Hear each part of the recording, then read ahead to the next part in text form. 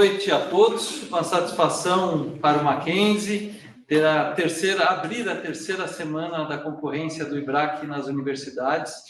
Aqui no Mackenzie nós optamos para trazer essa discussão para a sala de aula, privilegiando alunos do quinto semestre, mas também alunos da pós-graduação e do grupo de estudo de Direito da Concorrência.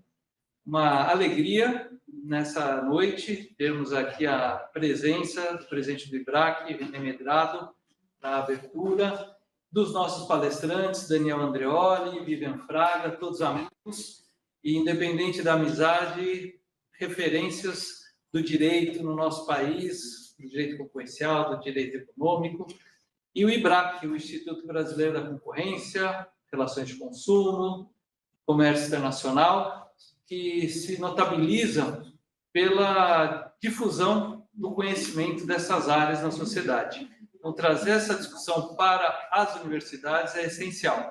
Então, fica aqui meu agradecimento mais uma vez e passo a palavra à Mônica, do IBRAC Júnior, para a sua breve abertura também. Obrigada, professor. Boa noite, gente. Tudo bem? Meu nome é Mônica, eu sou do IBRAC Júnior e estou ajudando aqui hoje nesse painel aqui do Mackenzie. Espero que a gente possa aproveitar bastante a palestra dos nossos convidados, que a gente possa fazer um bom proveito, fazer bastante pergunta, poder arrancar tudo que a gente puder arrancar deles aqui, que agora é a oportunidade. O professor presidente já apresentou o nosso presidente, que é o Dr. René. Então, nós temos aqui a Vivian e o Dr. Daniel também, que são...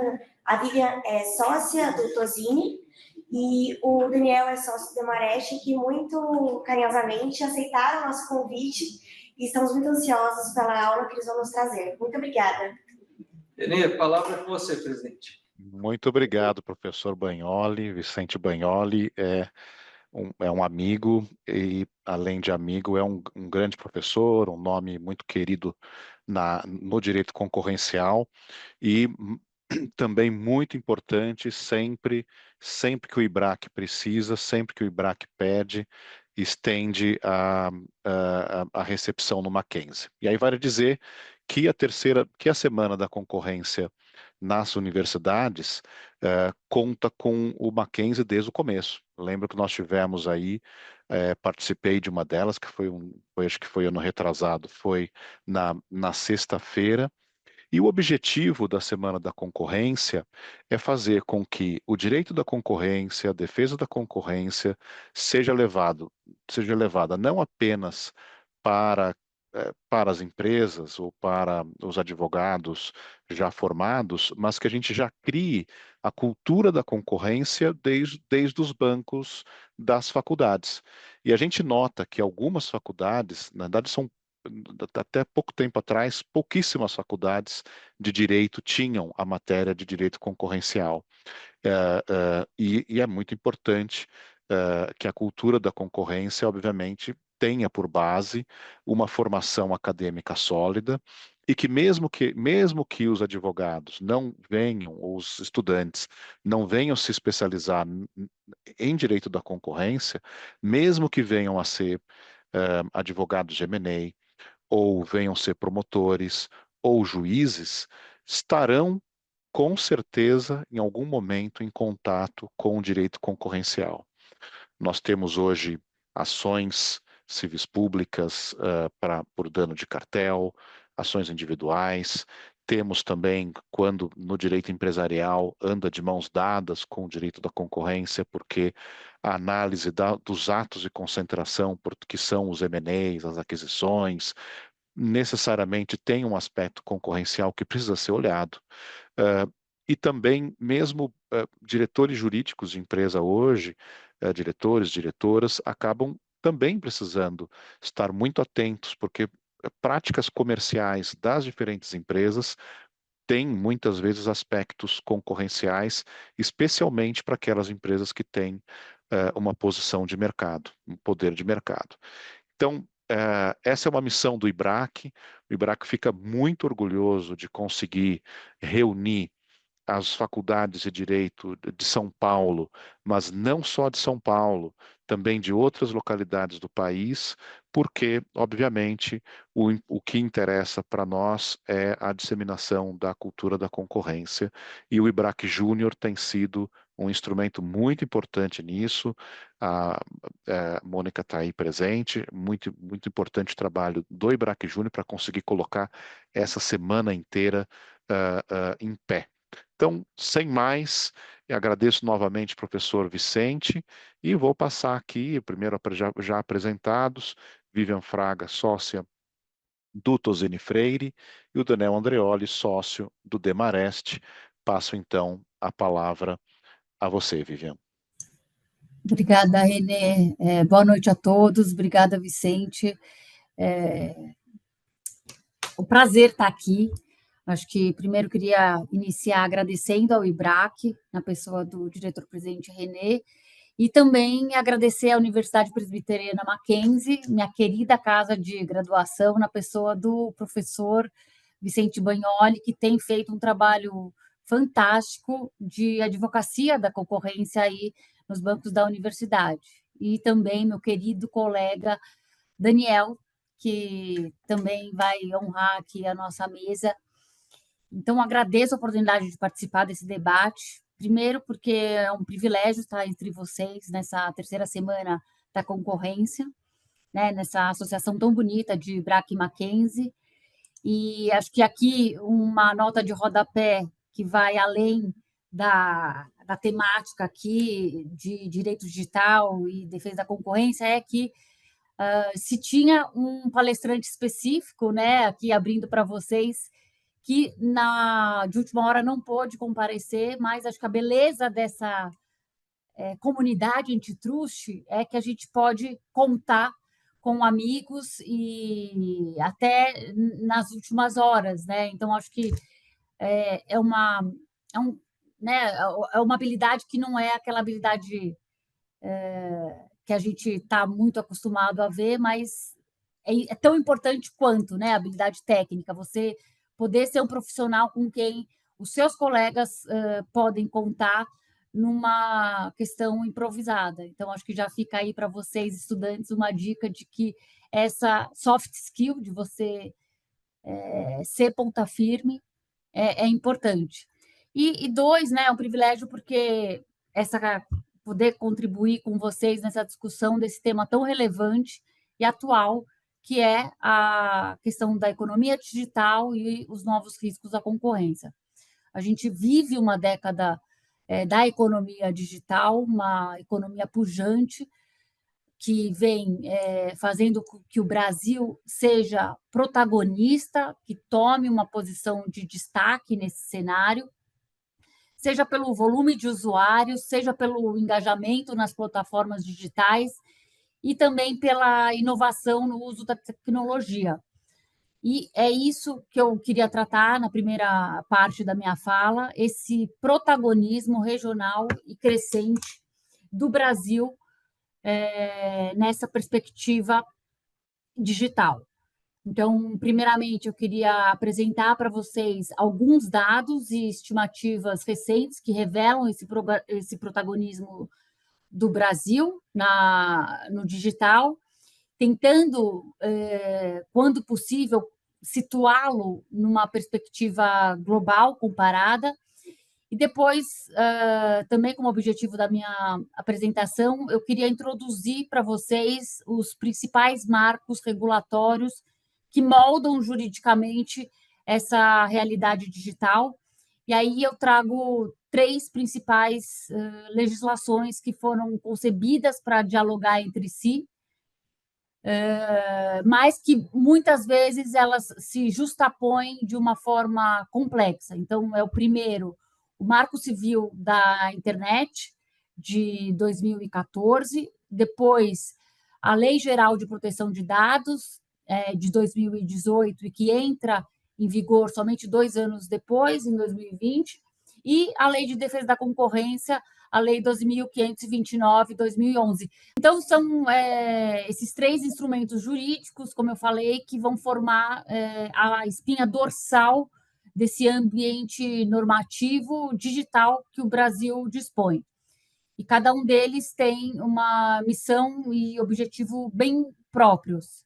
Então, a gente vai tentar entender aqui o que cada um desses marcos jurídicos tutelam, as intersecções entre eles e as potenciais tensões entre si. E também acho que a gente pode, como a Mônica colocou, trazer para o debate como esses instrumentos têm sido utilizados e como eles podem ser aperfeiçoados à luz desses desafios da economia digital.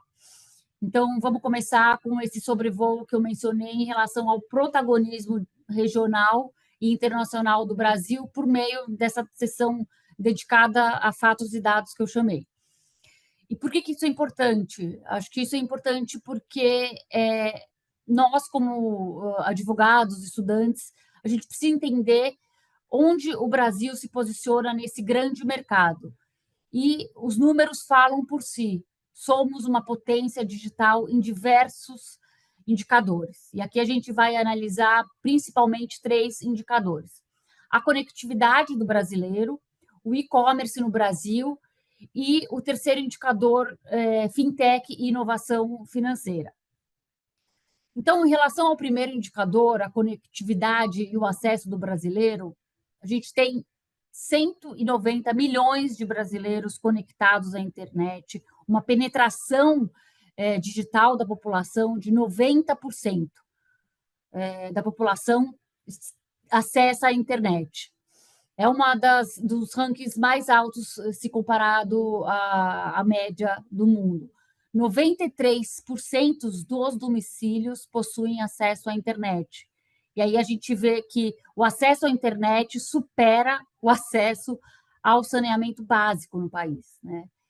E 240 milhões de acessos móveis à internet. O que significa isso? A gente tem mais smartphone do que população no país, né? Esses dados são da própria Anatel. E o nosso tempo de uso também é relevante.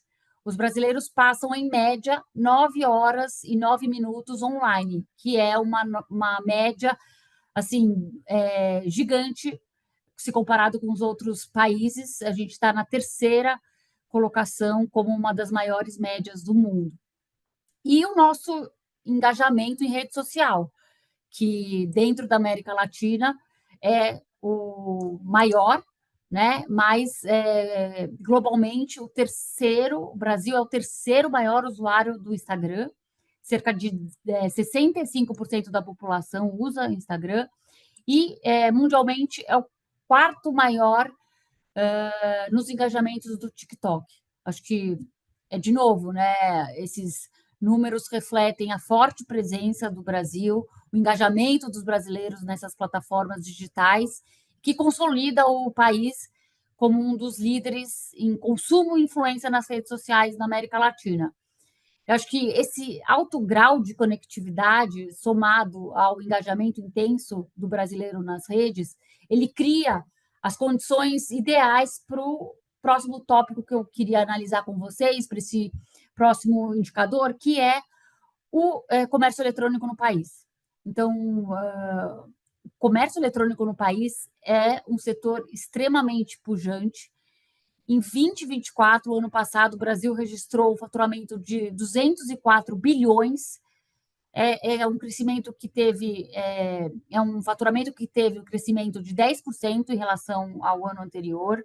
A gente tem 91 milhões de compradores online, com um ticket médio de quase R$500, e o Brasil representa 55% das vendas do e-commerce na América Latina. Então, são números importantes, né? E que nos colocam nessa posição de protagonista na América Latina e também comparado com as outras jurisdições do mundo.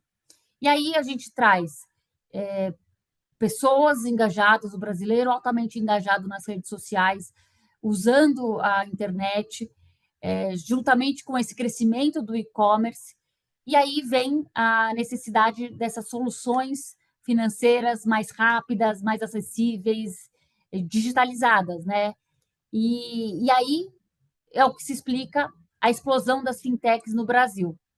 E aí a gente vai para o próximo indicador que eu queria trazer para vocês, que é o indicador do ecossistema de inovação, fintech e inovação financeira. Bom, o Brasil pode ser considerado como o Vale do Silício das fintechs na América Latina. Nós somos o país com o maior número de fintechs da América Latina, são mais de 1.700 fintechs ativas hoje.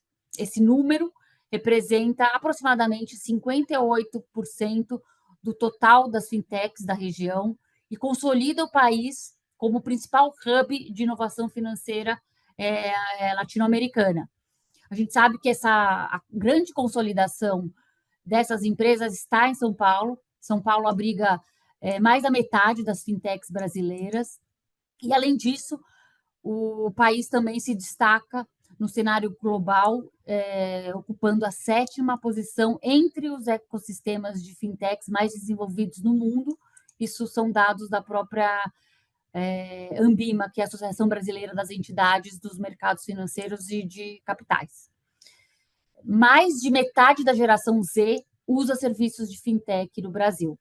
E é a demografia que mais contribui para essa pujança na digitalização financeira. E aí, impossível não falar do Pix, né? O Pix, que é o sistema de pagamentos instantâneos do Banco Central, é uma referência internacional.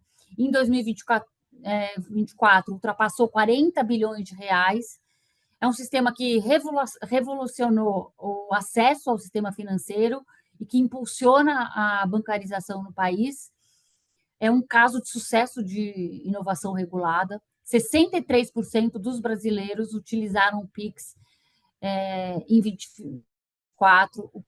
É o meio de pagamento por excelência mais utilizado no Brasil e supera cartões e dinheiro, né? Acho que é importante para a gente fechar essa primeira parte dessa sessão de dados e fatos, entender onde estamos posicionados. O Brasil é um protagonista nessa economia digital, temos quase toda a população conectada, lideramos engajamento em redes sociais, o e-commerce cresce exponencialmente ano após ano e somos referência na América Latina e global em fintechs, particularmente com a inovação financeira, com o Pix. E acho que com esses avanços vem também desafios importantes. Temos também uma desigualdade digital marcante, principalmente nas áreas rurais. As pequenas empresas seguem com baixa presença online e há uma concentração preocupante nas plataformas globais, o que pode limitar a concorrência e aí também o tema da nossa palestra aqui. Então, o Brasil avança muito, mas precisa dar o próximo passo, né? Garantir que essa transformação seja justa, inclusiva, equilibrada e, acima de tudo, competitiva, né? Para que esse ambiente digital funcione com regras claras, com regras justas e voltadas ao interesse público. Eu acho que aí que entra a segunda parte da minha palestra, que vai falar sobre os marcos regulatórios que modulam esse ambiente digital que a gente vive. Então, também para manter um pouco do ritmo e da clareza da apresentação, eu queria dividir em 3 grandes blocos curtos, falando cada um deles nesse instrumento central do grande ambiente normativo digital que a gente tem no Brasil. O Marco Civil da Internet é o primeiro. Então, de forma super objetiva, o Marco Civil da Internet é a base jurídica para o uso da internet no país. Então, o Marco Civil define direitos e deveres de usuários, de empresas e do próprio Estado. Ele estabelece os limites da atuação pública e das plataformas. Qual é o objetivo do Marco Civil da Internet? É equilibrar a regulação entre liberdade online, com segurança jurídica e proteção dos direitos fundamentais. É a legislação que, por excelência, estabelece princípios de neutralidade, de privacidade e de liberdade de expressão. Então, são esses 3 pilares que eu acho que vocês precisam entender, que garantem, sobretudo, A neutralidade, uma internet aberta e não discriminatória. O de privacidade garante uma internet segura e protetiva em relação aos dados pessoais. E o terceiro, a liberdade de expressão, que garante a democracia, né, a liberdade de expressão no Brasil. Acho que um destaque também aqui para o princípio da neutralidade é que o que ela é? A neutralidade de rede garantida pelo Marco Civil é importante para dar esse ambiente isonômico, porque nesse contexto a operadora ela é obrigada a tratar todo tráfego de forma igual, ou seja, ela não pode favorecer nem prejudicar nenhum site ou serviço. E tem que ser tratado todo o tráfego de forma equânime e não discriminatória. A gente vai falar um pouco mais na frente que uma forma de abuso do poder dessas plataformas é a discriminação, uma dessas plataformas fazerem o que a gente chama de self-preferencing, que é uma conduta anticompetitiva de autopreferenciamento, né? E então essa neutralidade de rede prevista pelo Marco Civil, ela protege o usuário e mantém a concorrência justa entre as empresas. O segundo marco jurídico importante para a gente entender é a Lei Geral de Proteção de Dados, a LGPD, que foi inaugurada em 2018, mas está vigente desde 2020.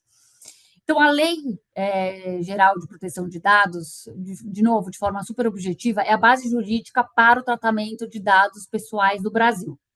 Então, ela é inspirada no Regulamento Geral de Proteção de Dados da União Europeia e ela vem para inaugurar a cultura da governança de dados no país. Ela estabelece regras claras para coleta, tratamento, armazenamento e compartilhamento de dados pessoais por empresas e por órgãos públicos.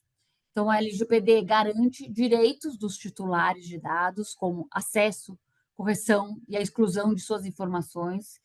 E para fiscalizar e orientar e aplicar a LGPD, foi criada a ANPD, que é a Autoridade Nacional de Proteção de Dados. Então, por exemplo, a LGPD exige que se tenha o consentimento do usuário no uso dos seus dados pessoais em alguns aplicativos, em todos os aplicativos, na verdade. Que o consentimento seja livre, informado e específico, e que o usuário possa revogar esse consentimento a qualquer tempo. A ANPD vai fiscalizar as operações e vai multar quando esses aplicativos de delivery, de transporte, de redes sociais descumprirem esse pedido de autorização explícita para vocês para usar os dados como localização, fotos e contatos. E acho que é importante trazer também nessa temática da proteção de dados que a ANPD ela desempenha um papel equivalente ao que o CAD exerce na proteção da concorrência. Ambas são autoridades federais que coíbem as condutas empresariais que visem a frustrar o equilíbrio entre o poder privado e os direitos fundamentais, seja de privacidade, seja de livre concorrência. Agora, é importante a gente falar aqui para vocês que é um erro muito comum se entender o CAD enquanto uma agência reguladora.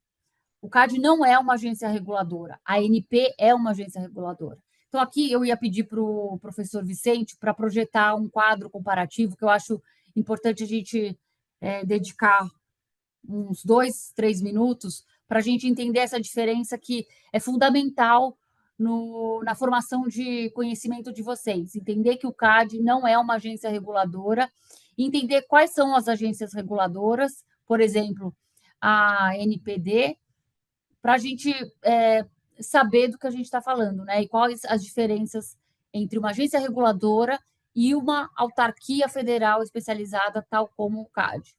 Então, o que a gente tem? A gente tem que ambas são autoridades federais, cada uma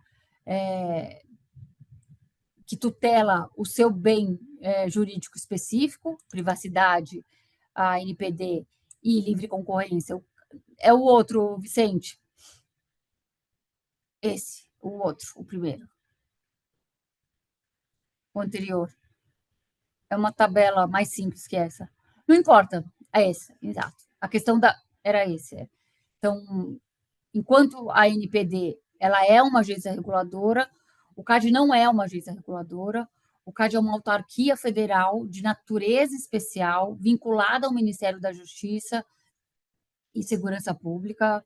Por exemplo, eu trabalhei no CAD, e tem outros colegas que trabalham na NPD, que trabalharam no CAD também. Então, é uma autarquia, ficava a época que eu trabalhei, até no próprio Ministério da Justiça, porque é uma autarquia federal de natureza especial, que é vinculada e subordinada ao Ministério da Justiça. Então, tem uma função jurisdicional, tem uma função administrativa, mas, diferente da agência reguladora, o CAD ele atua como um tribunal administrativo que aplica a Lei de Defesa da Concorrência. Então, a gente tem algumas diferenças aí entre agências reguladoras e autarquias federais. A diferença-chave é que as agências reguladoras elas possuem uma função normativa externa mais robusta e elas atuam diretamente na regulação econômica dos mercados. O CAD, por exemplo, por ser um tribunal administrativo, ter um viés administrativo, ele se autorregula internamente, ou em apoio à política pública, sem essa autonomia regulatória mais ampla. Tá? Acho que a gente tem aqui alguns exemplos de autarquia federal, como o INSS, IBAMA e CAD, e a agência reguladora, Anatel, ANEEL, Anvisa. E acho que, por fim, a gente chega nesse terceiro marco relevante jurídico, que é a Lei de Defesa da Concorrência, a 12.529, que vem para muito antes, né, dessas discussões digitais, mas que ela já traz um instrumental clássico importante que a gente vai falar aqui, que já está disponível ao CAD e que vem sendo utilizado, né, um instrumental clássico de direito antitruste, e é isso que a gente vai ver, como esse instrumental clássico do direito antitruste, que já está disponível, ele vem sendo utilizado pelo CAD, como ele vem sendo tensionado e muitas vezes adaptado para lidar com os riscos concorrenciais na economia digital. Aí é o próximo, Vicente, é o próximo slide esse. Então, eu acho que é importante a gente entender também que a própria 12.529, que é a Lei de Defesa da Concorrência no Brasil, já dá um conjunto robusto de instrumentos de enforcement que combatem os abusos no ambiente digital. E eles vêm sendo progressivamente adaptados para lidar com esses desafios da nova economia digital. Então, vamos passar rapidamente por eles. Primeiro, a gente tem o controle de concentração econômica, controle preventivo, tem a base jurídica no artigo 88 da 2.529, e é por meio desse controle de estrutura, que a gente chama, que o CAD vai analisar as fusões e aquisições que possam causar prejuízo à concorrência. Então, a gente tem o grande exemplo, que é a aquisição do WhatsApp pelo Facebook, que traz como foco o uso de dados e efeitos de rede. Então, o CAD analisou essa concentração econômica. Segundo, que é um pouco derivada também desse primeiro grande poder de controle de estrutura do CAD, é o poder que a gente chama, que a Comissão Europeia tem também, de calling, é a prerrogativa do CAD em chamar operações, muito embora essas operações não atinjam os critérios obrigatórios de notificação do artigo 88, há um parágrafo específico que dá essa prerrogativa legal para o CAD olhar as operações não notificáveis em até 1 ano de concluídas. Então, isso é essencial para casos envolvendo startups, por exemplo, adquiridas por grandes plataformas. Então, é um poder importante que está à disposição do CAD, de mesmo aquelas operações que passam abaixo do radar do CAD, serem chamadas para instrução e análise e olhar mais cuidadoso da Autoridade de Defesa da Concorrência. Terceiro instrumento ferramenta que está à disposição do CAD é o combate à conduta, na verdade é um instrumento repressivo que fala do combate às condutas anticoncorrenciais. Então, isso inclui análise e imposição de penalidades como abusos de autopreferência, discriminação e exclusividade que aconteçam nessa economia digital. Então, um exemplo clássico também é o caso do Google Shopping, em que houve alegado favorecimento do próprio serviço nos resultados de busca, que foi investigado pelo CAD. O quarto poder do CAD é a adoção dessas medidas cautelares que podem suspender essas práticas nocivas, mesmo antes de uma decisão final. O exemplo disso, o CAD já fez uso dessa medida cautelar, foi a suspensão de cláusulas de exclusividade em marketplace. Então, é um instrumento particularmente importante para uma economia digital que está a qualquer momento sendo renovada e as práticas também renovadas. É um momento em que essa prática potencialmente lesiva dentro desse ambiente vai ser suspensa, porque é uma cautelar de suspensão de prática, que tem sido utilizada em alguns casos e mais recentemente com maior frequência. O quinto instrumento à disposição do CAD são esses acordos de leniência e os termos de compromisso de cessação. Eles estão previstos na nossa legislação e esses instrumentos, eles viabilizam também a cessação de condutas ilícitas, tal como as medidas cautelares, mediante a colaboração ou acordo. Então, nesse ambiente digital, já foram firmados com plataformas investigações de práticas abusivas, alguns acordos que a gente chama de TCC. O sexto instrumento do CAD é a atuação por meio da cooperação institucional. O CAD pode trabalhar conjuntamente com outras autoridades, tal como a ANPD, recentemente até assinaram um memorando de entendimentos para troca de experiência técnica, troca de informação sobre casos que envolvam dados pessoais e concorrência, o que é cada vez mais comum. Já vi casos também que o CAD, quando estava analisando uma fusão, consultou a ANPD sobre a questão de dados.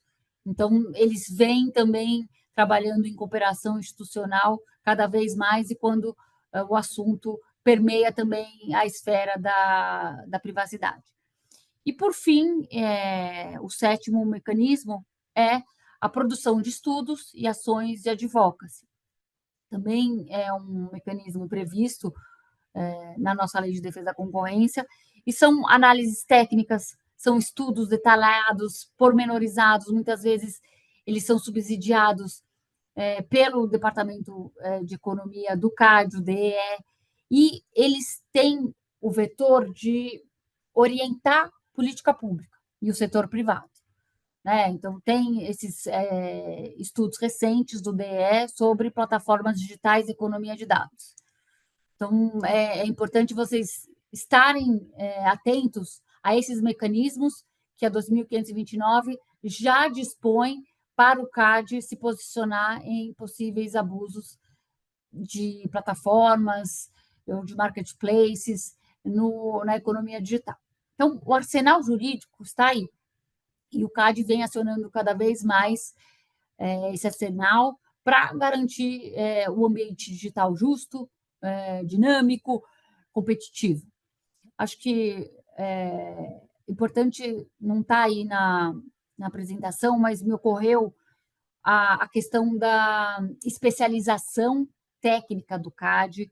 O CAD tem buscado se equiparar tecnicamente para enfrentar esses desafios da economia digital. Ele vem, nos últimos 3, 4 anos, fazendo contratação de especialistas, de analistas de inteligência artificial e mercados digitais. Tem uma task force dedicada à análise de condutas e atos de concentração, envolvendo plataformas digitais, dados, algoritmos, inteligência artificial. Acho que é uma atuação técnica especializada. Essa task force já passa a integrar a própria superintendência, está dentro de uma coordenação específica, ela concentra esforços na triagem das fusões entre plataformas, ela também participa ativamente nessas investigações sobre práticas de autopreferência, no exame de mercados muito data-driven, e sempre com um foco de riscos concorrenciais e associados ao poder informacional.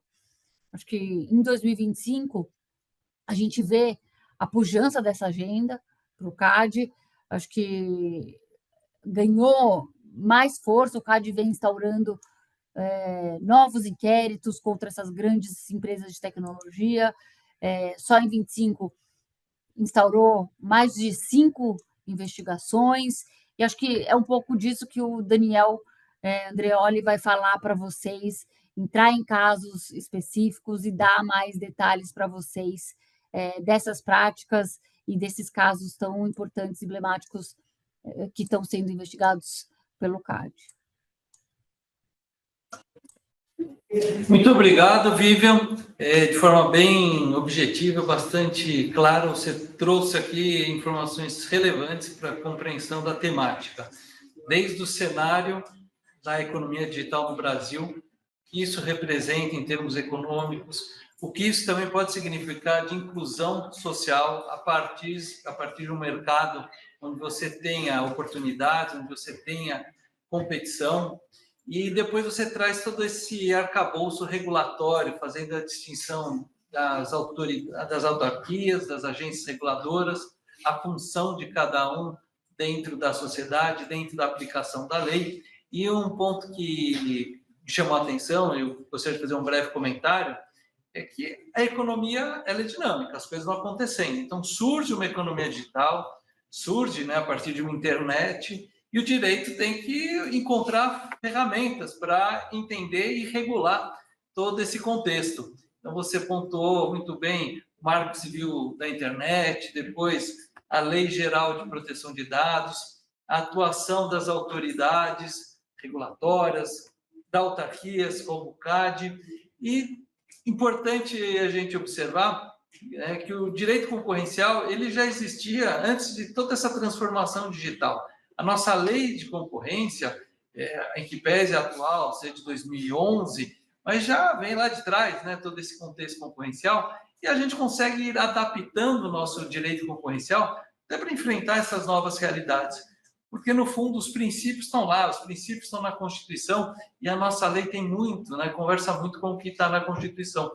E o CAD, ele vem aplicando a lei 12.529, a lei da concorrência, também nos mercados digitais. E agora, então, dito isto, eu agradeço a maquenzista Vivian, que nos brindou aqui com a sua apresentação, e estendo o tapete vermelho ao Daniel Andreoli, que não é maquenzista, mas também tem todo o nosso respeito e o nosso carinho. Daniel, a palavra está com você. Bom, obrigado, professor. Posso me dizer aí quase um maquenzista, né? Pelos tempos aí de comissão de concorrência da OAB, né? Que a gente dividiu aí a presidência, a vice-presidência, e fez tantos eventos aí no Mackenzie e eventos depois que o IBRAC prestigia aí, sempre tem a casa aberta no Mackenzie para grande vantagem aí dos estudantes do Mackenzie, né? Que tem tanto essa matéria de uma forma regular, que era algo aí que os mais velhos aqui nunca tiveram, né? Que tiveram que adivinhar a melhor área do direito, né?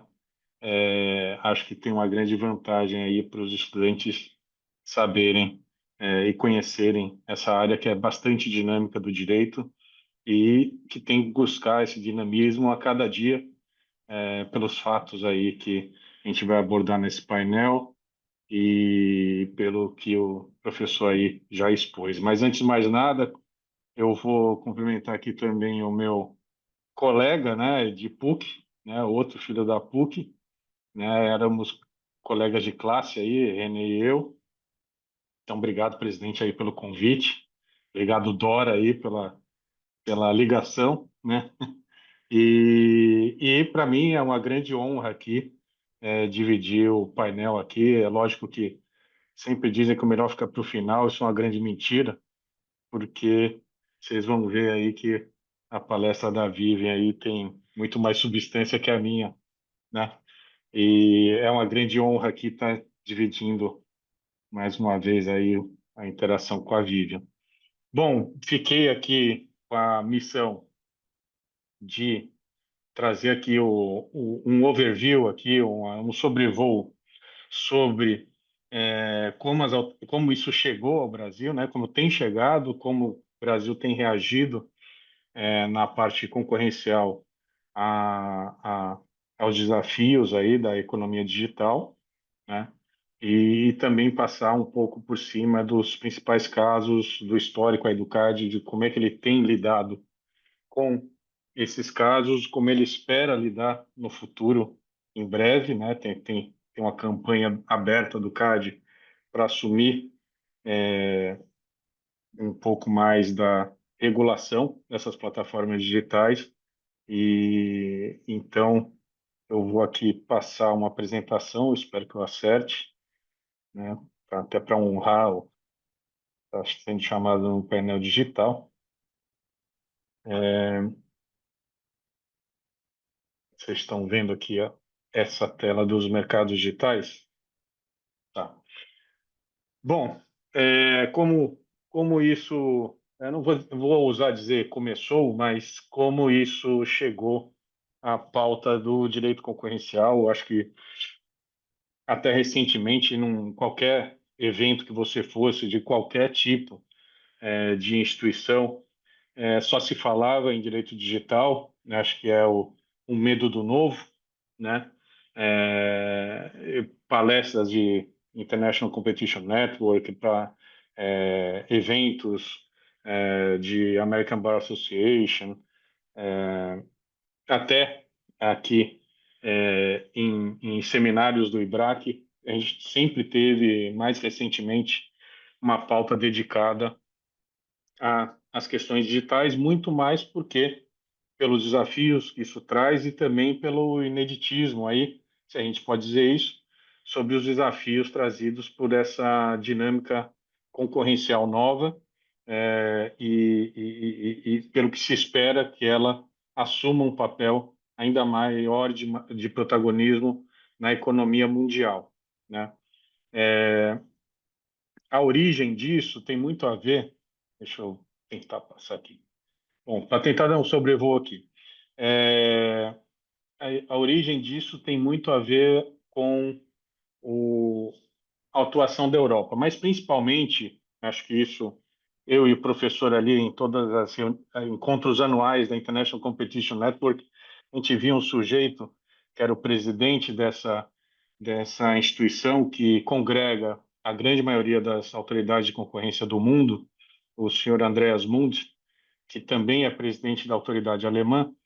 Ele escolheu o mercado digital para ser a base do seu legado de atuação e de incentivo aí das autoridades concorrenciais em perseguir esse tipo de conduta. Para ele também era mais fácil, né? Tem-se aí uma polêmica muito grande de por que foi escolhido isso na Europa, tendo em vista que a grande maioria das plataformas digitais são norte-americanas, né? Então também tem sempre uma desconfiança de que há uma questão nacionalista também.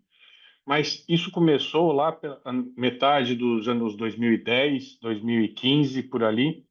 O Andreas Mund, ele lançou um caso contra o Facebook,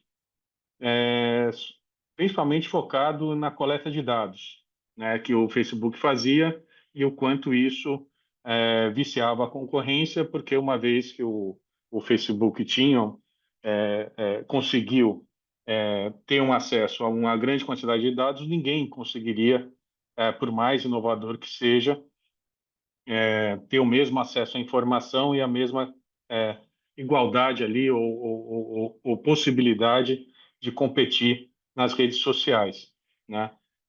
Ele perseguiu bastante esse caso, e esse caso foi julgado em 2019, né?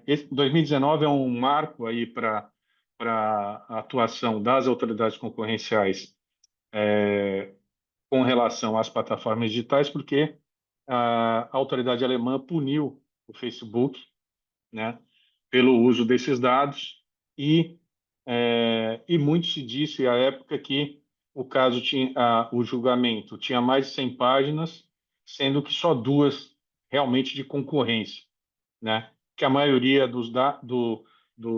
das questões ali abordadas tinha a ver com lei de proteção de dados e não leis concorrenciais. Esse caso foi para a justiça alemã, tem os vai e voltas, né, de quem o Facebook ganha, depois perde e assim por diante.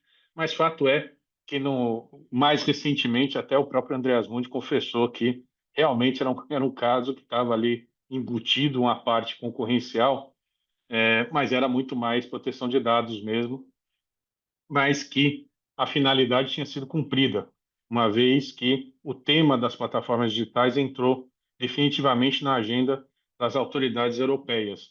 Isso porque a comissária, a diretora-geral de competition da autoridade da Comissão Europeia teve ali uns ciúmes, né? E passou também a perseguir as plataformas digitais. E aí com muito mais afinco, muito mais aparato do que propriamente uma autoridade alemã. Tinha até uma rixa entre os dois de quem fazia mais do que o outro, né? Mas fato é que isso acabou espraiando por toda a comunidade europeia, o que ocasionou aí a promulgação no Parlamento Europeu do Digital Markets Act, né? Que hoje é a grande legislação que tem trazido aí à tona esses casos aí recentes contra as plataformas digitais, aí principalmente Facebook, Apple, Google e assim por diante, essas multas astronômicas, né? Que a gente acha astronômica, mas no balanço das companhias não fazem muitas cócegas, né? Mas lógico que reiteradamente isso vem trazendo uma grande preocupação, mas sempre era visto ali como uma questão de nacionalismo, né? Por que que não pegava ninguém, né? E aí, no meio do caminho, eles pegaram um caso ali, mais ou menos, do Spotify, só para dizer, não, temos suecos aqui também, né?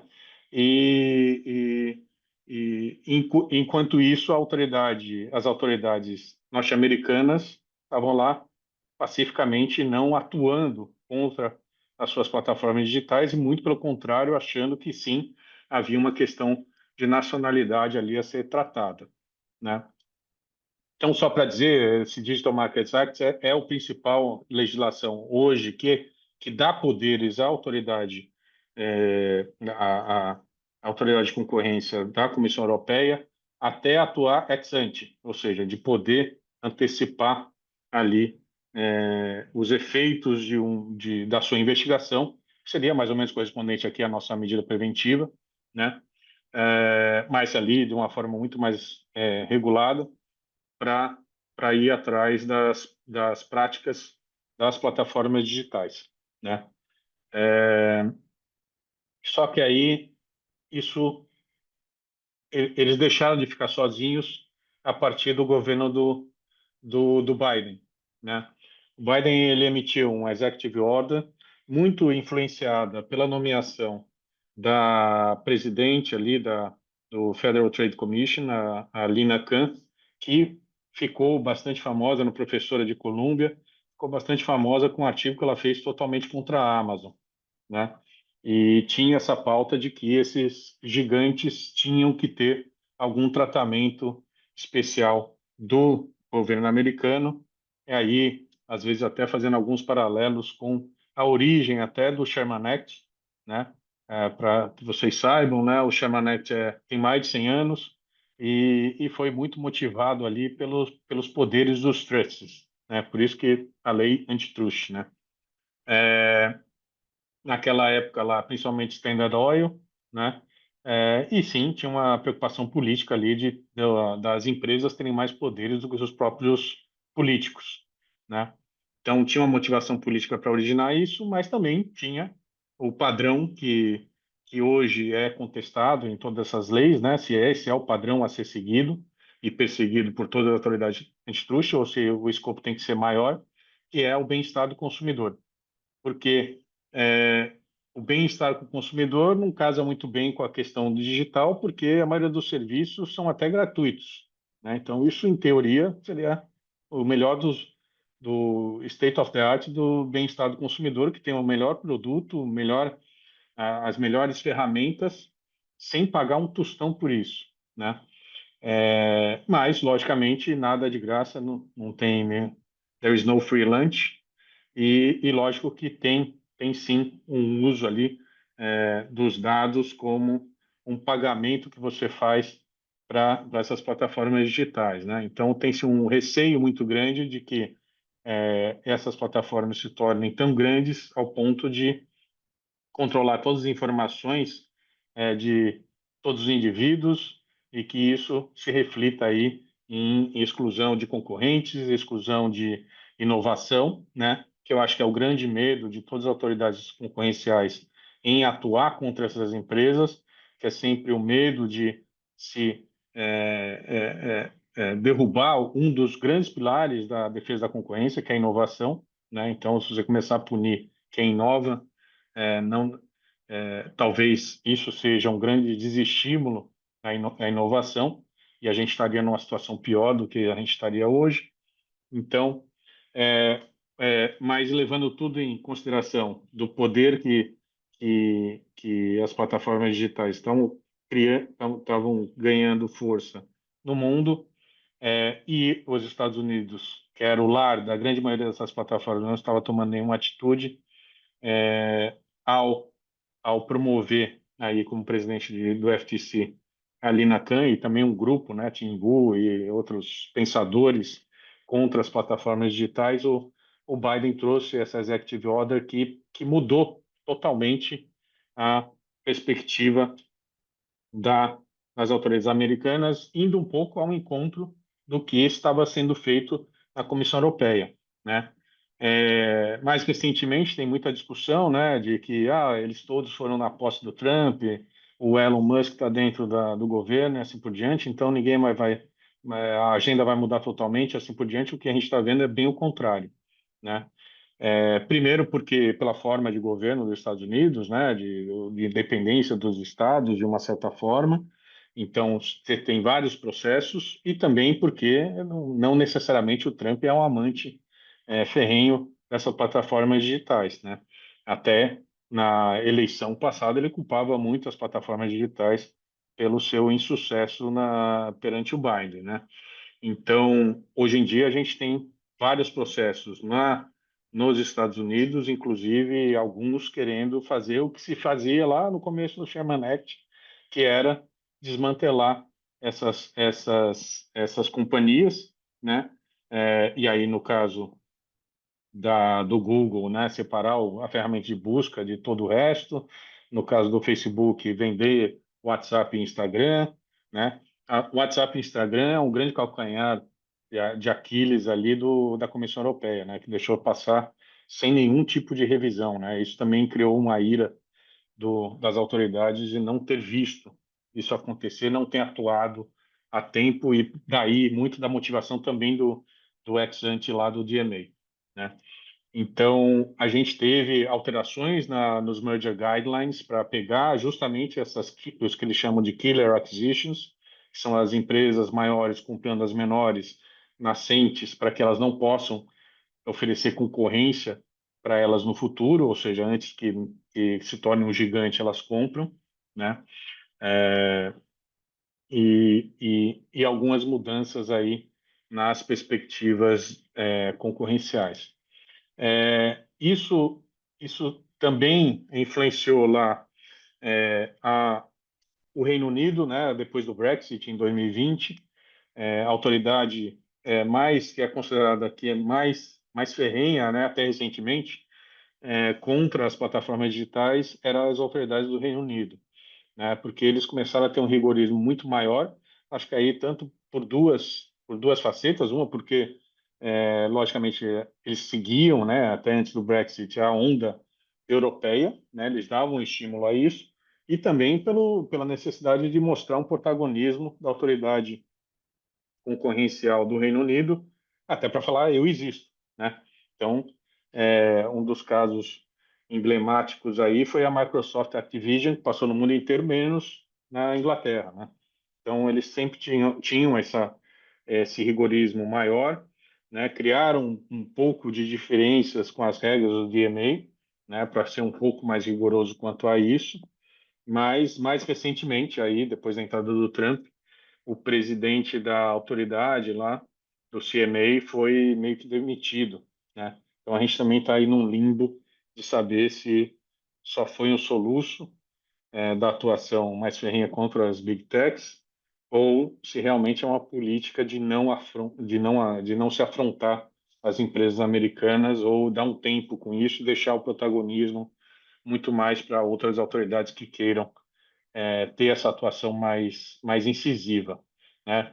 Uma das autoridades, só a título de curiosidade, que sempre teve aí na vanguarda, mas não tem muita mídia aqui para gente, mas que na verdade tem documentos muito bons, são as autoridades japonesas, né? Eles têm vários guidelines em que tenho certeza aí que a Comissão Europeia, Reino Unido e qualquer outra autoridade sempre usa como base aí para criar suas regulações, os seus guidelines ou até a forma de atuação. Eles têm muita preocupação com o uso de dados, do winner takes it all, né, de ter uma dominância sem nenhum desafio, e eles têm tido uma atuação não desprezível nesse campo, ao lado também do KFTC, né, a Autoridade Concorrencial da Coreia também, que tem tido uma atuação bastante incisiva contra as empresas de tecnologia e ali sem poupar até os seus nacionais, como a Samsung, tá? E aí, parando de sobrevoar, a gente volta para o Brasil, né? E o Brasil, o que tem a ver com isso, né? Como a Vivian bem trouxe aí, nos deu uma aula aí de direito digital e de estatísticas, né? O Brasil tem um papel muito relevante nesse mundo digital, né? Não é à toa que as grandes plataformas também aqui atuam, algumas até sem tanto sucesso, né? O que só mostra que eu gosto de um meme que tem os níveis, né? Para falar de Activision, tudo. Tem lá o nível fácil, médio, hard e Brasil, né? Aqui tem o nível Brasil, né? A Amazon não é tão dominante, né? Quem é mais dominante aqui é o Mercado Livre, e até mais recentemente fazia muito à frente a eles Magazine Luiza e Casas Bahia, né? E Apple é um produto de luxo aqui no Brasil, não é uma plataforma dominante, né? Mas mesmo assim, qual era a perspectiva do CAD até recentemente? Veio essa onda, né, de vamos punir Big Techs, temos que cuidar de Big Techs e assim por diante, e aí a gente tinha o CAD participando de eventos internacionais. E o grande mote do Brasil era fazer estudos falando, olha, a gente já atua aqui, já temos todas as ferramentas, a gente não vai ficar pegando protagonismo de casos, porque talvez isso não seja a melhor perspectiva, vamos ver o que acontece. Então, o Brasil ele se renegou a ter um protagonismo é, ali até os idos de 2021, 2022, porque se tinha um grande receio de que o CAD estaria prejudicando o Brasil mais do que ajudando ao tornar a vida das Big Techs aqui no Brasil mais difícil. Até por causa dessas características, né? Nem todas as Big Techs no eram tão dominantes assim no Brasil, né? Então, a gente viu uma mudança de discurso mais recente, que se a gente pegar esse discurso do presidente Cordeiro ali em 2021, falando da questão do pêndulo, né? E falando, olha, o que a gente está vendo aqui um movimento para antes dos anos 80, que é a Escola de Chicago, que basicamente é dizer que os mercados conseguem se autorregular, né? Que o Estado não deve interferir tão fortemente na economia, porque isso influenciaria até o que aconteceria com a própria economia, né? E fala, ó, e daqui a pouco isso aqui vai voltar para o que sempre é, e é o que a gente está fazendo. A gente está fazendo o que sempre deveria estar sendo feito, que é o bem-estar do consumidor, bola para frente e vamos tocando nossa vida, né? É lógico que isso aumentava o, o número de convites para o CAD falar em eventos, porque tinham muitos advogados, muitas empresas que adoravam esse tipo de discurso, né? Mas, lógico, vendo esse grande movimento de novas regulações, novas perspectivas e assim por diante, o CAD mudou totalmente o discurso mais recentemente, principalmente a partir ali próximo a uma tomada de subsídios feito pelo Ministério da Fazenda para ver quem seria o grande regulador, quem deveria ser o grande regulador das plataformas digitais.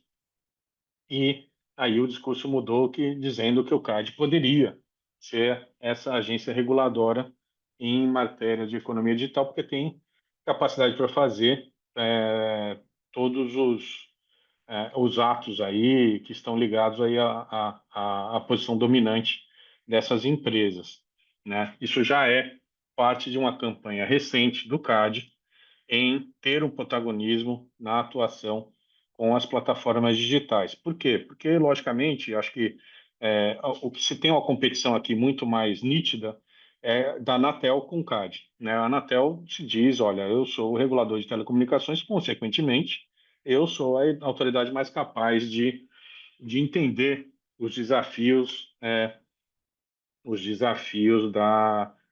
do mercado digital, né? Não desprezando a capacidade regulatória da Anatel, acho que as grandes preocupações realmente estão centradas em questões de concorrência, né?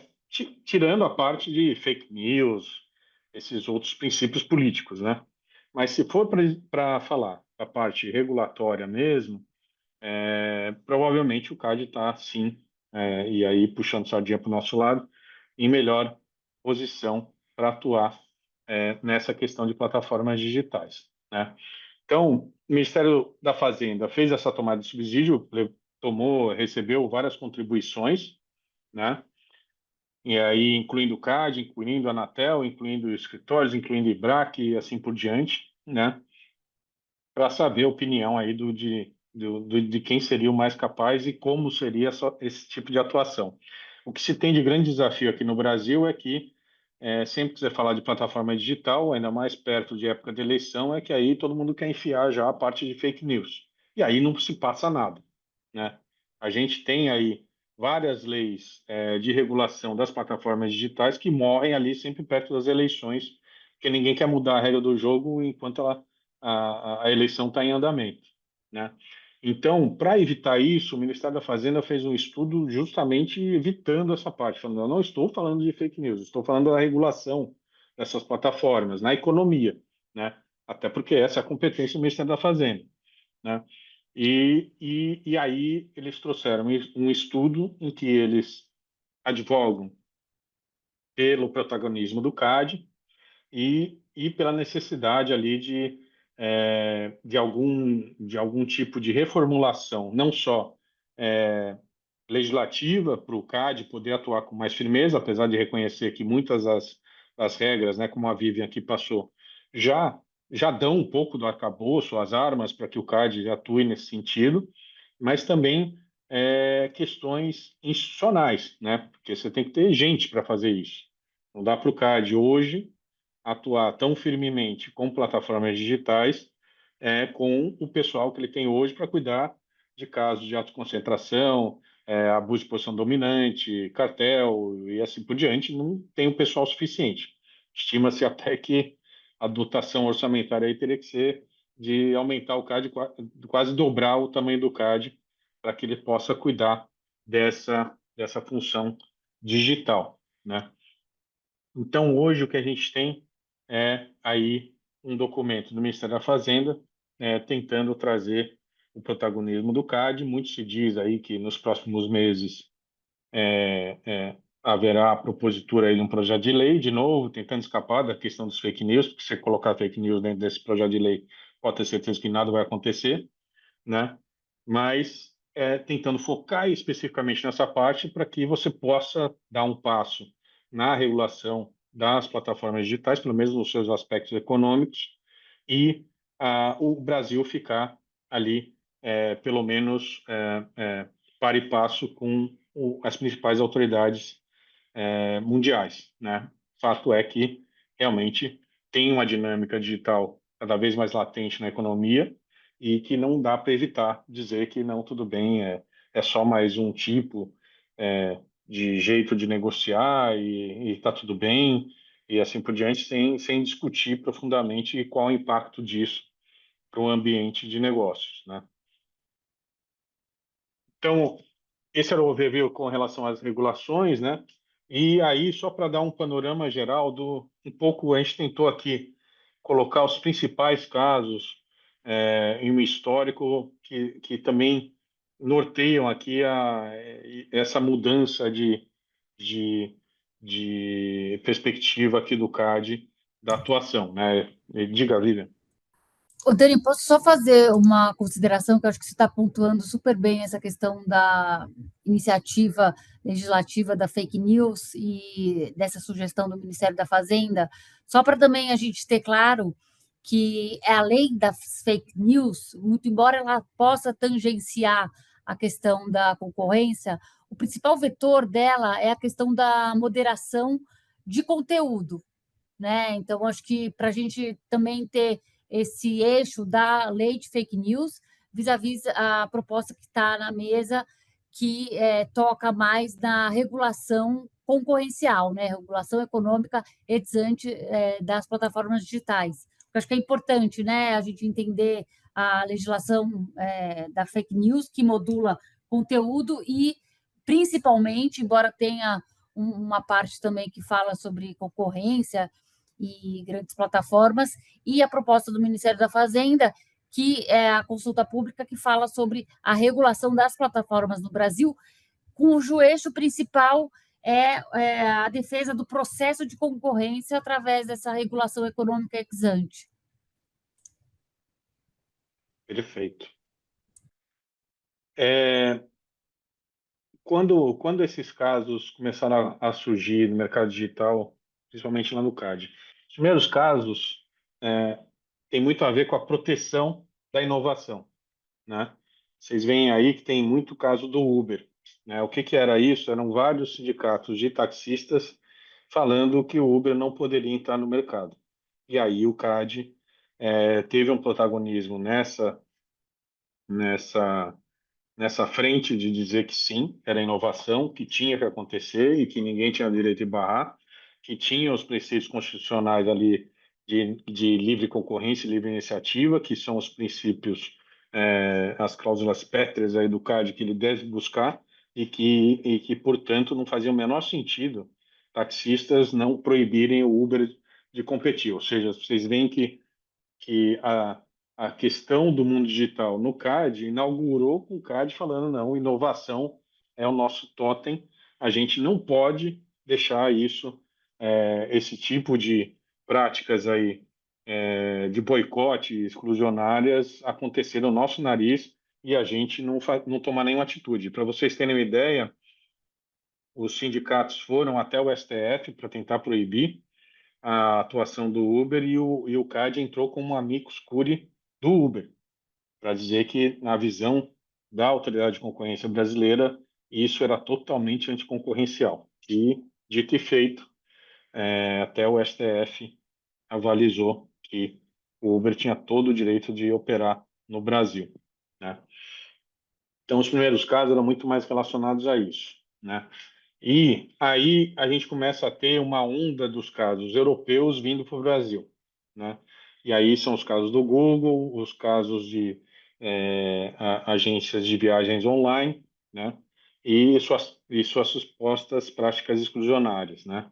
Então, no caso dos casos do Google, a grande maioria foi arquivado, mas alguns até com votações ali bem disputadas e apertadas sobre a questão do favorecimento, aí o self-referencing que a Vivian falou, ali principalmente do Google Shopping, né? Em que você dava preferência ali na primeira tela às ofertas do Google Shopping para que você comprasse dentro do Google Shopping e não em outros, por exemplo, outros tipos de buscadores. Aqui, no caso, até foi o Buscapé que foi contra o Google para trazer a questão que estava acontecendo na Europa para cá, né? E ali a questão das agências de viagens online era a cláusula de o que a gente chama ali de Most Favored Nations, né? Que em que todos eles pediam para que os melhores preços estivessem na sua plataforma, o que na verdade começou a fazer com que os hotéis nunca baixassem seus preços, né? Porque se baixasse em uma, tinha que baixar para todas, então houve uma uniformidade de preços artificial que as autoridades do mundo inteiro começaram a perseguir, e aqui não foi nenhuma exceção, as empresas acabaram fazendo um acordo, tirando esse tipo de cláusula dos seus contratos, né? Daí para frente a gente teve alguns atos de concentração que envolvia a questão digital, mas aí acho que até a gente tem alguns filhotes dos casos do Google, né? Um deles ali do ferramenta de busca online de notícias, né? Isso acho que tem a ver também com uma questão de sobrevivência dos meios de comunicação, né? Porque e a forma que hoje, né? E por isso que não é tão trivial falar de mundo digital, né, como se fosse qualquer um outro mercado, porque isso tem muito a ver com a mudança de comportamento do usuário, né, do internauta ali. Muita gente só lê manchete, né, e até algumas campanhas políticas são focadas nisso. Você dá a manchete bombástica e depois você coloca até o que está lá real lá embaixo e fala, ó, nunca falei mentira, né, mas a manchete dá a entender outra coisa, né? E aí, o fato do Google ter ali o seu Google Notícias ali, que trazia as principais manchetes, fazia com que ninguém entrasse em nenhum dos meios de comunicação e não gerasse ali visualização, ou seja, a publicidade ia para as cucuias e a remuneração para os repórteres, para as matérias mais interessantes, começava a minguar, né? Isso é também um movimento que está acontecendo em vários países do mundo. O Google tem fechado acordos aí de remuneração mínima para esses meios de comunicação, ou tem simplesmente tirado essa possibilidade de você ficar vendo no manchete de notícia dentro do Google, né? Então, mas para sair um pouco do mundo do Google, né, o que a gente teve foram 3 casos mais recentes, né, sobre exclusividades ou alavancagem de plataformas, ainda mais para o nosso mundo mesmo, com casos do iFood e do Gympass, né? O caso do Gympass e do iFood são muito semelhantes no sentido de que essas plataformas pediam exclusividade como condição para você entrar dentro da plataforma. Sendo elas as plataformas líderes, o que acabava acontecendo é que ninguém conseguia desenvolver uma plataforma competidora, né? Então, no caso da Gympass, a TotalPass, né, entrou com uma representação contra a Gympass e antes ela tinha um nível de exclusividade ali de 80% e essa exclusividade dentro do acordo que foi assinado caiu para 20%. Tá? Mais recentemente teve uma acusação de descumprimento desse TCC e o CAD simplesmente disse, então você não pode ter nenhuma exclusividade, né? Como punição pelo não cumprimento do TCC. No caso do iFood era mais ou menos semelhante, né? Ele pedia exclusividade de vários restaurantes, principalmente os restaurantes-chave, os principais, né? O que chamava mais atenção para a plataforma, e também se estabeleceu ali dentro de um acordo um parâmetro mínimo ali para máximo, quer dizer, de exclusividades, tem a ver com faturamento, tem a ver com porcentagem de restaurantes e assim por diante, tem uma fórmula mágica para isso. E tem também uma investigação em curso sobre a possível alavancagem do iFood no seu Vale Alimentação, né, que surgiu, coincidentemente, dentro da pandemia, né, que todo mundo pedia iFood, só tinha um jeito de usar o ticket, o Vale Refeição, que era fazendo pedido, e aí iFood sendo o principal era o caso, e aí tem-se uma acusação dessas empresas de Vale Refeição de que o iFood tem se utilizado na alavancagem do poder que ela tem na plataforma de entregas para promover a sua própria solução de Vale Refeição, né? E aí com a mudança, né, ali a partir de principalmente 2022, por ali, o CAD mudou o discurso, ele começou a atuar mais ativamente nas investigações, né? Então, um dos exemplos bem emblemáticos disso foi as compras recentes que o Google, a Microsoft e a Amazon fizeram de empresas de inteligência artificial. O CAD fez uso lá da ferramenta que a Vivian explicou, do parágrafo 7º do artigo 88, de que não necessariamente tinha que ser notificado, mas ele chamou essas transações para serem investigadas, para ver se há algum problema concorrencial com relação a isso, e acho que o mais recente mesmo, o caso que a gente tem é um contra a Apple Pay, né, por não permitir que desenvolvedores usem outra plataforma de pagamentos que não seja a deles. E isso tem se espraiado também para o Google Pay, mas também um movimento ali coordenado e muito similar ao que tem acontecido nos outros países do mundo. Eu estou tentando aqui cumprir o horário, professor, que você tem uma grande habilidade de fazer as palestras no horário certinho, e eu não vou te decepcionar em não deixar isso e deixar aqui pelo menos 3 minutos para que a gente possa ser vítima aí de perguntas, como bem trouxe a Mônica aí, quem quiser extrair ao máximo. Você vê, como advogados que somos, a gente só dá 3 minutos justamente para não mostrar a nossa grande ignorância sobre as coisas, né? Obrigado aí pelo convite, e espero que tenha sido útil aí para todo mundo. Muito obrigado, Daniel, excelente.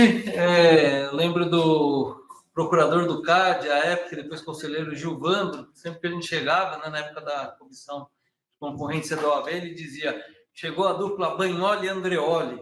Então, retomando a dupla, você, no início da sua apresentação, você trouxe a questão do caso da Alemanha, do Facebook. E a origem, né, desse caso é a aquisição do WhatsApp pelo Facebook, uma operação que foi notificada para a União Europeia, não em razão do faturamento, mas por ela estar presente, né, envolver mais de um mercado, porque pelo critério de faturamento não teria sido submetida, como não foi aqui no Brasil, então não teve análise concorrencial, e foi aprovada pela Comissão Europeia. Acredito, na minha avaliação, fizeram uma análise errada, até porque desconhecia o que era economia digital, o que era o Big Data, mas isso virou um processo na Alemanha e na Itália, quando o Facebook, e aconteceu aqui no Brasil também, o CAD, Ministério Público, Senacom fizeram um termo de ajuste de conduta com o Facebook, quando ele falou: se você quiser continuar utilizando o WhatsApp, você tem que vincular toda a sua conta WhatsApp com o Facebook, algo que na época da aquisição eles falavam que não iria acontecer. E na Itália também teve uma condenação, e a autoridade de concorrência italiana, a GCM, ela aplicou a lei de defesa do consumidor, porque lá a autoridade de concorrência ela trata de concorrência, concorrência desleal e defesa do consumidor. E depois disso a gente foi vendo como a temática foi crescendo. Isso, acredito, levou também à mudança na legislação alemã, né, em razão do faturamento para atos de concentração envolvendo as plataformas digitais. E aqui no Brasil você traz de forma bastante clara os casos. Você começa pelo Uber, né? E Uber é interessante, porque a gente está falando de inovação, ao mesmo tempo a gente fala: será que é um mercado regulado? Porque tinha a preocupação dos taxistas, e alguém está descumprindo uma regulação e ingressando nesse mercado, mas ao mesmo tempo você tem o princípio da livre concorrência como um princípio da nossa ordem econômica para pautar a competição dentro do mercado, e o CAD é chamado, o CAD se manifesta e o STF, no final, decide essa questão. Então, acho que foi bem interessante, reunindo a sua apresentação, a apresentação da Vivian, para ver a riqueza que é discutir esse mercado digital e ter esse olhar concorrencial. E como o olhar concorrencial, ele acaba passando pelo regulatório, pela proteção de dados, pela fake news, como foi trazido aqui, e vocês, vamos dizer que encerram aqui com o relatório do Ministério da Fazenda, e o relatório, eu devo fazer esse comentário e parabenizar o Guilherme Falco, que foi um dos responsáveis pela elaboração do relatório, e ele é convidado todo ano na disciplina Competition Policy para o mestrado, para o doutorado, para falar de política de concorrência e também tratar dessas questões da economia digital.